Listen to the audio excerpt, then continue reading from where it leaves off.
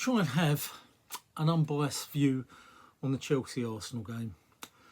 All the Chelsea supporters are going to say they were unlucky, they should have won, Arsenal weren't in it, and all the Arsenal supporters are going to say we controlled the game, we won the game, we should have won it, etc, etc. The facts of the matter are, neither team actually really deserved to win that in a funny sort of way. I honestly felt, Arsenal away, they could have won that in the last second, really. Trossard. But, any centre forward or any forward in that position would go for it. Chelsea, as normal, and I'm sorry, Chelsea fans, say that, let me finish with that. Chelsea can't score. Jackson's not up to it. I've said it a lot of times, and I know a lot of Chelsea supporters love him, a lot of energy. I mean, how many times did he just fall on the floor outside the area just trying to get free kicks? Oliver's a dickhead because he fell for it every time. I just don't think Jackson's good enough. I just don't. Chelsea got some wonderful players there.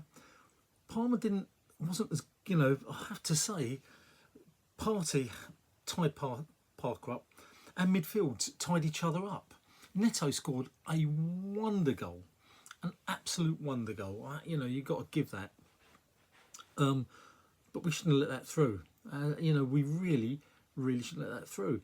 It looked like sort of our midfield were too tight. Odegaard should have come off earlier. He was shattered. And as far as Arsenal's concerned, we can't score. Let's be honest with each other. Neither side has really got that killer instinct. I actually think Arsenal, well, we're still a young team, but we're a more mature team. And I think we still played the ball around, and we still look good, and we still look cool. And I think at times we made probably more chances, real chances, than Chelsea. Chelsea were huff, puff, some skillful players. I mean, Neto, for instance. Why did they take him off the left-hand side? He was causing White so many problems. I never understood what they did there. They should have kept him down. White was being taken. Didn't understand why they put Neto onto the right. Madueke, I thought, was having a great game as well. Maybe not as good as I've seen him in the past. But why take Madueke off and bring that? I can't remember the bloke's name. The bloke we wanted to get, and we never got the other winger. Brought him on. I seriously don't understand that. I thought your wingers were causing us massive problems, and that's where you're gonna win. And Neto, I know he scored a wonder goal. Other than that, I don't think Chelsea were that great. Honestly, I don't. A lot of huff and puff and running, and Neto was incredible. I think he was.